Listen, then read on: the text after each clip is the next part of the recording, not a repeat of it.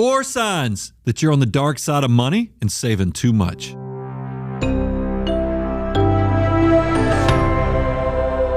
Brian, I am so excited to talk about this because we love talking about saving and we love talking about building wealth and we love people that have aggressive savings rates. But I do think this is one of those times, one of those scenarios where perhaps, potentially, you can have too much of a good thing. Well, let's set a baseline for everybody. A lot of our content is based on the financial order of operations, and we tell people the goal of what we want you to be saving is 20 to 25% of your gross income. Yep. However, we know a lot of you are out there, and look, I want you to be a financial mutant. That's the healthy side of things. But there's a lot of you that are on that dark side, that financial miser. Let's do it again. Keep going. Do it again. I don't know if I nailed the respirator perfectly. No, for all those out there in podcast world, you just nailed that. Now, look, don't hear us wrong. Saving is not inherently bad. It's not a negative thing. And we espouse saving over 25 or saving 25% of your gross income. But when you do it, and when there are things in your life that begin to fall apart, and when it takes hold of you, that's where you are no longer a financial mutant. You might be becoming a financial miser, and that's what we don't want. Well, look, I mean, we see this. There's all kind of shades of what happens in personal finance. How often do we see people who start paying off debt? They pay off their high interest credit card debt, and then they all of a sudden become debt crusaders, and they do it to the detriment of themselves. We see it also with savers and investors, is that all of a sudden they start saving and investing. They get to 20, 25%, and they go, yeah, but this feels so good. Let's keep going. And then the thing I always worry about, what happens when you're leaving life behind? Yeah, so tell us if this sounds like you. Quick little self-assessment. Have you recently turned down an opportunity or said no to something because you were worried specifically about the cost of the thing? Not whether you could afford it, just the cost. How about having huge retirement accounts, but yet you can't even pay cash for car repairs or even the next down payment or paying cash for your next vehicle, but you have these huge 7-figure retirement portfolios? That's less than ideal. That's less than ideal. What about this one? Your friends and family would describe you as someone who is always stressed about money, maybe even perhaps if they would assess you shouldn't be, yet you carry that anxiety into all the other facets of your life. I mean, think about this. In social settings, there's usually a couple. Oh gosh, if we invite them, they're going to be so strict about where we can eat, what we can do. You don't want to be that person. You want to be good with money, but you don't want to be on that miser side of the ledger.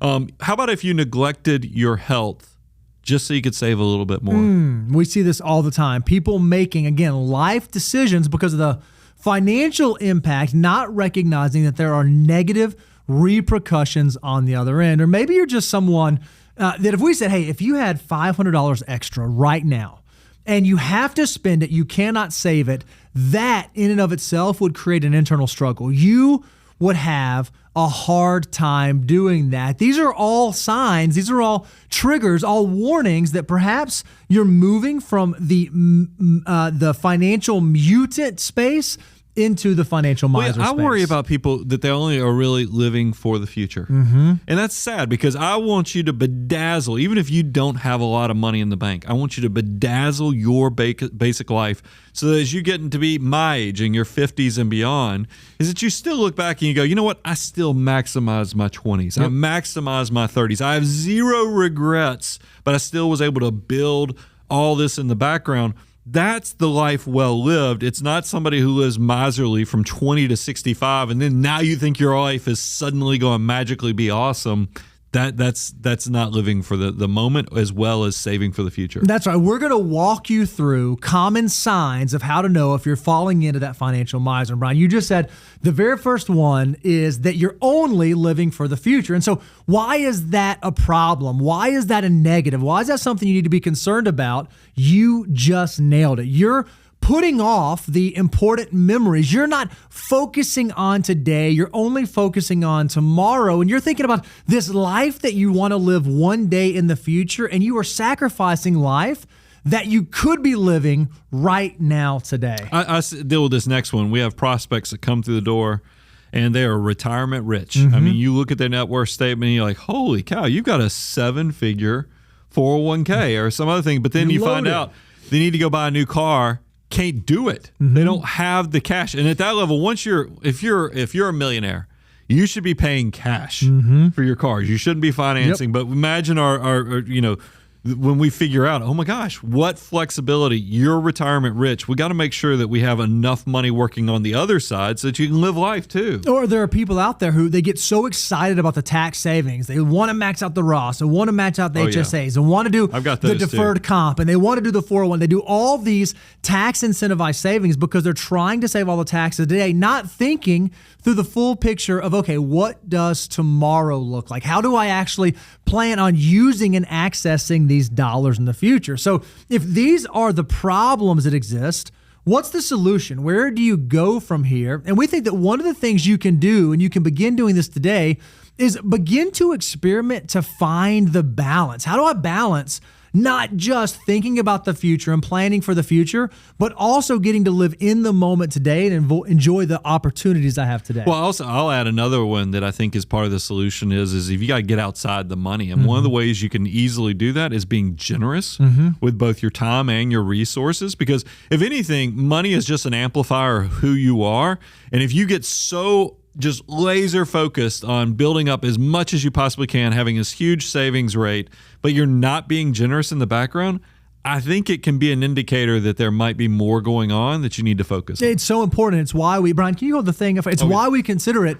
It's not a step of the financial order of operations. It's a ground rule. It's kind of like a step 0 type item, is being generous with your resources, being generous with your knowledge, being generous with your time, because it allows you to reframe those things that truly are important. And that's the other way that you can solve this problem. Clearly define what is important to you. I tell you this all the time, Brian. One of my favorite things in the world, I don't know why I love this so much, but I do, is I just love going to a coffee shop and getting like a latte or a flat white or like a delicious handcrafted cup of coffee in like their mug, not a to-go mug, in a their mug. And I think back about all the times when my wife and I were young, before we had kids, we had nothing but an abundance of time. And how many times we did not go to the coffee shop and get that big, Central Perk cup of coffee. And I wish I would have done that more, but I couldn't get past, I need to save and I can't spend the money.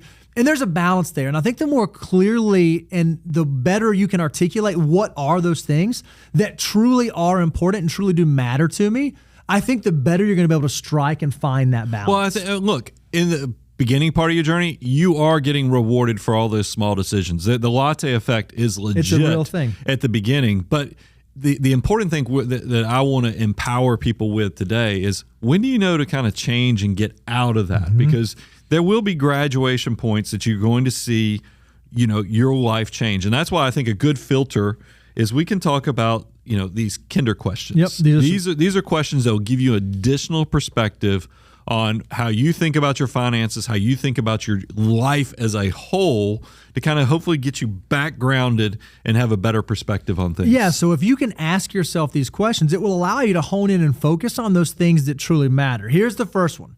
If you were financially secure and you were able to take care of all of your needs, and if you didn't have to worry about money anymore, how would you live your life? What would be different than the way that you're behaving today? Well, once you answer that question, you want to then begin to say, well, do I have to be financially secure to do that? Or could I begin to move in that direction? Well, I also think, we do the stat that, first generation millionaires are around 80% of millionaires are first generation. The only way that stat works is if 70 and the first generation goes away. After that, first generation passes away. And then 90% goes with the grandkids.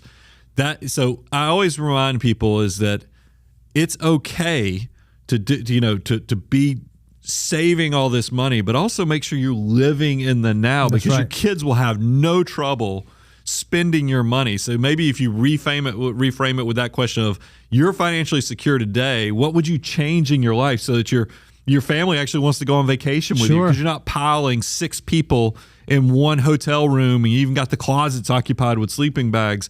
There's a better way to do things and grow and let your money graduate as you have more and more success. How about this second question? If you were to find out today that you only had 5 to 10 years left to live, what would you do with that remaining time? How would you change it? What would you change, and why would you change those things? Well, if you again can begin to have the mindset of, man, if I only had 5 to 10 years, to live, I would do this.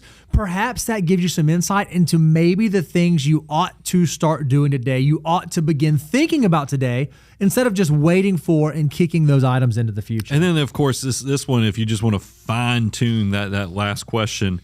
If you find out you're leaving today, the world, what do you wish you'd have done more of? Mm-hmm. What do you feel like you're missing out on? I love these exercises because they just let you kind of get outside the noise of what society tells you and all these other things and let you really kind of hone in on what's important to you so that you can start focusing on that. And hopefully some of this will sober you up into all this craziness we deal with on a day-to-day basis and realize, no, this is my why. This is what's important so I can have the intersection point of my money, but also my why so I don't lose myself in all this. So living for the future was one sign that you may be saving too much, that you may be moving into financial miser territory.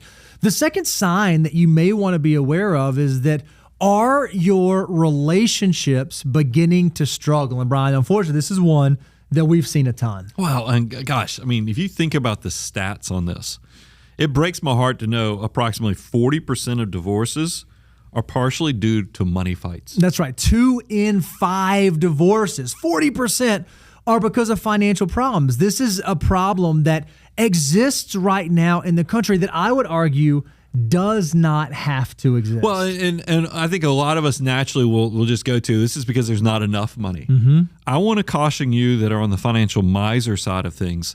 A lot of times I see, and I've dealt with these relationships where it's actually in a very abundant household.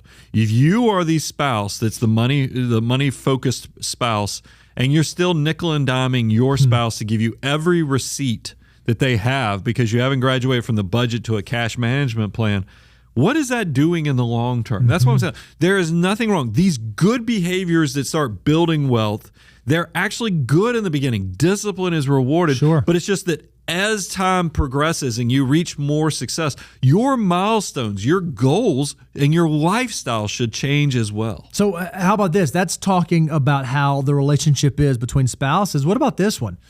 What if you recognize that because you're so conscious of the money and striving so hard for some future financial well-being that you're not actually spending quality time with your kids today? You find yourself going to the office a little bit earlier and coming home from the office a little bit later. Even when you are home, you're not really home because your mind is somewhere else, or you're so worried about how much things cost that you won't do the things with your kids that they really want to do to build those memories. That is a problem. That's a sign that maybe you've let money move you into the wrong direction. Yeah, and then this is one that I think we've both resembled, Bo, at some point in our life, is your friends call you a tightwad. Yeah. And look, there's nothing wrong with it if it's coming from a fun place, is because my wife picks on me and she's like, you are so cheap about unique things. I don't understand how your brain works.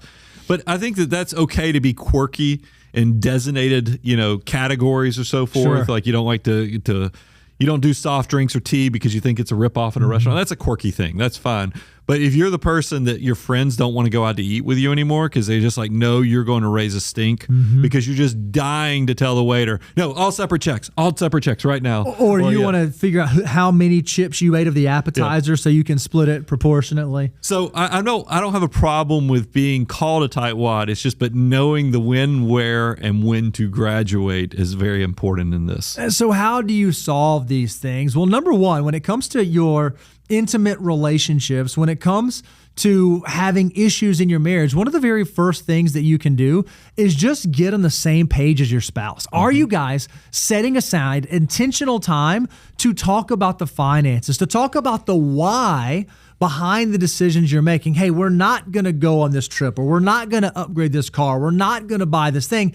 And here's why. And if you don't have a clear why, maybe it's understanding what both of you need. You may have a spouse that really likes to spend a lot of money on hair care products and expensive shampoo, and you might need to be okay with that being a reality that exists in your life. Well, I also like if you can have an honest conversation and you're both on the same page, you're probably now a united front on why we're super disciplined in this season of life.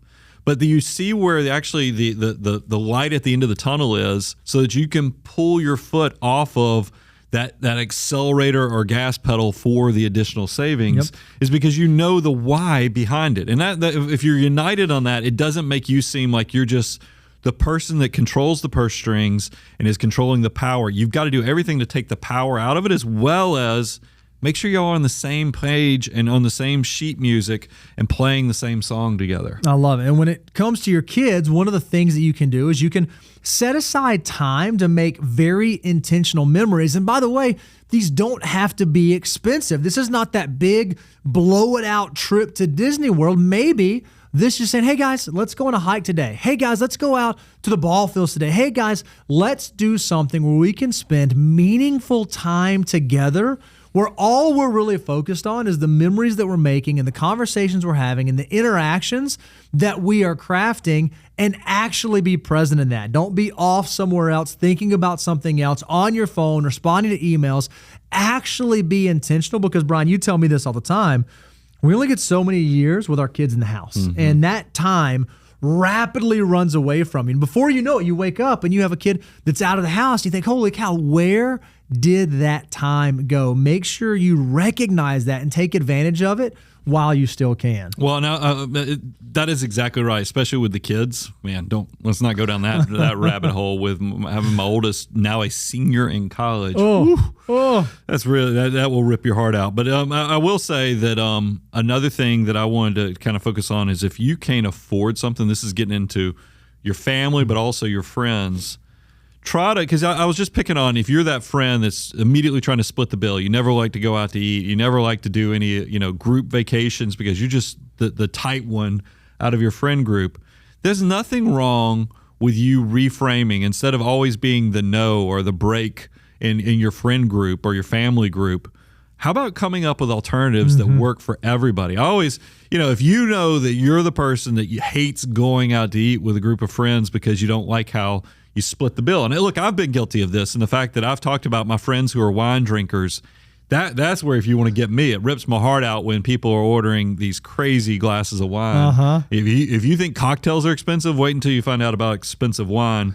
And then when you're splitting those, there's nothing wrong with you. If you know this is going to be a problem, but you still love these people like hanging out, invite them over and smoke some meat. Yeah, you can. There's alternatives. There's ways that you can put yourself in different situations that still give fuel to the relationships and the memory building. I love it. And again, these don't have to be expensive things.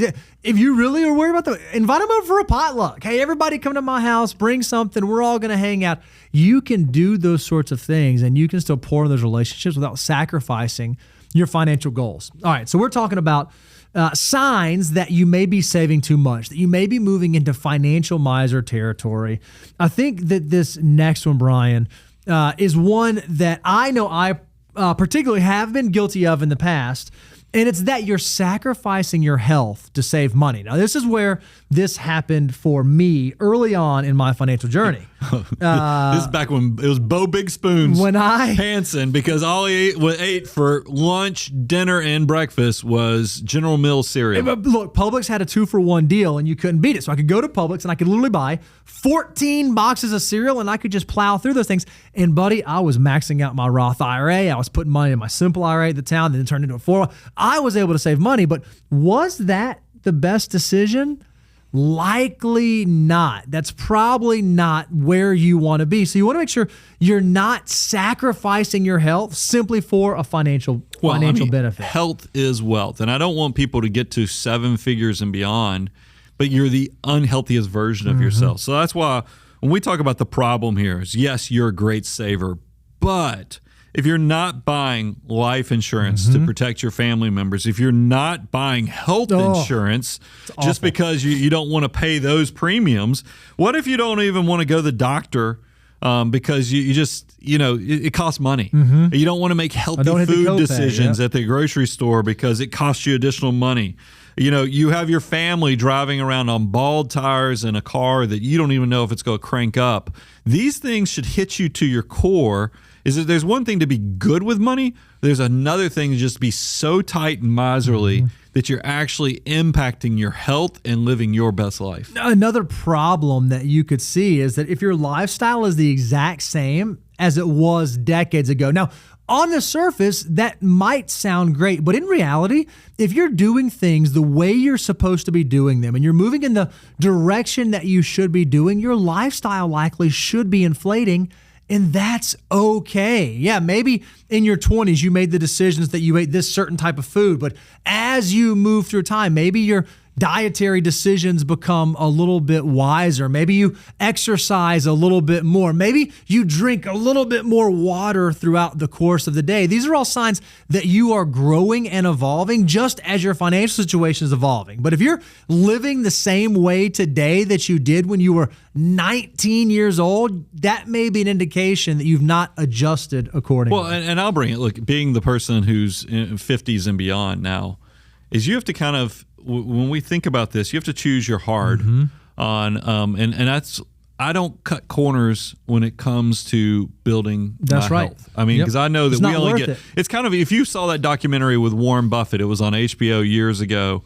He opens up the entire thing talking about what if you were given one car? It could be any car of your choosing, but it had to last your entire lifetime. He's talking about your body. That's right. Is that you, no matter what gifts, talents you have, you only get this one body. So you better treat it with the respect and treat it accordingly. So you actually live your best life. You don't want to be, wealthy but immobile. Wealthy but unhealthy. Yeah. I mean, it's just that's not where health and wealth intersect. So what is the solution here? Don't cut corners when it comes to your health and when it comes to your safety. If you're someone out there who has all the money in the world, but you don't have life insurance, or maybe you have the greatest income in the world, but you don't have life insurance and you kick it, what have you really accomplished? If you're out there with no health insurance and you're not actually protecting yourself against the unknown unknowns, there's a really good chance you're putting yourself in a precarious financial situation where all you are is one slip, one unknown away from absolutely causing your entire financial life to collapse. So don't cut the corner. Do the hard thing now so that you don't have to do the hard thing later. Yeah, I mean, you've heard me tell the story. I had that crossroads at age 40, and now I like to think that I'm a better version of myself even in my 50s than I was maybe even in my mid-30s because I took a lot of health for granted. And I think that's probably a good segue into, I want you to understand it's okay to enjoy your success. That's right. This is, Bo and I both have traded in on what we call our tight wad cards. And I think the reason is, and I've talked about this in Millionaire Mission and others, is that your lifestyle will inflate. It's just, but do it just like you've done everything else in your life. You can do it in a disciplined manner, whereas you get a pay raise. Why not 60% of that goes towards increasing savings, but then, you can let 40% go to expanding your lifestyle, living a better life. And if you can keep those ratios in check, you'll probably end up in a really good place where your army of dollar bills is still going to be able to replace whatever lifestyle expansion you've occurred because you kept that ratio in a really healthy way. And maybe that 40%, what it's going to is maybe it's buying healthier food, or maybe it's finally signing up for that gym membership, or maybe it's increasing the life insurance or opting for the better health insurance plan. It's okay as life moves on to make those kinds of decisions. That's the way that the financial journey is supposed to look. All right, so we're talking about these signs that you might be saving too much for retirement and not living the way that you ought to live. And this, Brian, unfortunately, I think that this is the one that is the most common and the one that we see most among financial mutants, and even financial mutants that end up taking it to the next level and becoming clients, is that they reach this place where they have surpassed all of their financial goals. They are indeed financially independent, and yet they're still saving, they're still moving forward, they're still trying to build And don't miss this. We're not going to tell you have to just shut it all down. You've won the game, but we at least want you to hit the pause button and start running some calculations, stress testing your financial future to make sure that you are intersecting it with all your other life goals as well. That's the big thing. I mean, so make sure you're doing the work. How does this look if you do the napkin financial plan, the 4% safe withdrawal rate? If you look at your assets, you look at the 4% safe withdrawal rate, and then you compare and contrast. And if you don't like, you're like, holy cow, what am I doing? I mean, I think it might draw clarity that you can do things a little differently and still have success. And what it tells you is that if you figure out that I have done that and the plan is solid and I am going to be okay, then it frees you up. It allows you to say, okay, maybe I don't have to make the same decisions that I used to make because I'm in a different position now. And so how do you combat this? How do you think through this? Well, it's pretty plain and simple. Do you know where you are today? Do you have a current state of where you are? And do you have a clear vision of where you're going? Well, if you know where you are today and you have an idea of where you want to head to, you can very quickly put together the pieces to figure out, am I on the track? Am I on the path? Am I going to make it to my final destination? Well, and we try to do so much content to give you just checkpoints. So we have the Money Guy markers. If you think about what age group, for the 30-year-old, we'd love you to have saved and invested at least 1 times your earnings. If you think about 40-year-old, 3 times. By the time you get to 65, we want that to be 20 times. That's right. But this is, you'll see, and what's cool about this is that as you're building and saving, you start seeing the jumps in these numbers. Think about from 30 to 40, it goes from 1 times to 3 times. You're like, holy cow, in a decade it's supposed to grow that much? Yes, because guess what? Your army of dollar bills is also catching traction and starting to grow upon itself well, and that's going to make this journey that much easier for you. The other thing that you can do, and maybe this works against your natural state, you just say, hey guys, I am a saver. I'm not a spender. I'm not a consumer. I'm a builder.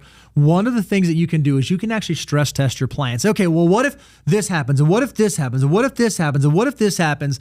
And if the plan still works, what it can do is it can give you some freedom, some peace of mind to say, okay, I've done everything that I was supposed to do. I've checked all of the contingencies, and I'm going to be okay. I understand where the guardrails are. And so long as I stay away from those guardrails, I'm going to be all right. So maybe I can back down the savings. Maybe I can change the behavior. Maybe I can be a little bit looser in how I make my financial decisions. Well, I mean, I think I always try to take out the risk or mitigate the risk as much as possible. And kind of one of the last points we had on this was don't get out ahead of your skis too. Because a lot of you guys, when you're doing planning, I don't want you, especially if you have like young kids in the house, there's going to be a lot of change in your life.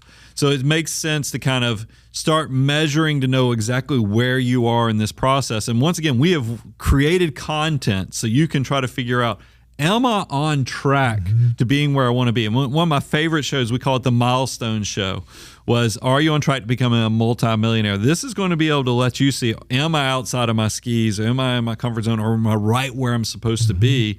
That's the right type of metrics to really let you know you're controlling as well as managing your financial life in the best possible way. And then if you have done these things, maybe you can slow down. You don't have to stop. We still have folks that are retired, folks that are in financial independence, but they find that they've done such a good job of saving, they still have excess. The money that they have coming in from pensions or Social Security or required minimum distributions or whatever the thing may be is more than they need. And so they keep saving and keep investing because they can, but not because they have to, or not because they don't believe that their plan is going to be okay. If you find that you're missing out on life because you're constantly moving forward, this may be a great time to reassess and figure, okay, why am I making the decisions I'm making?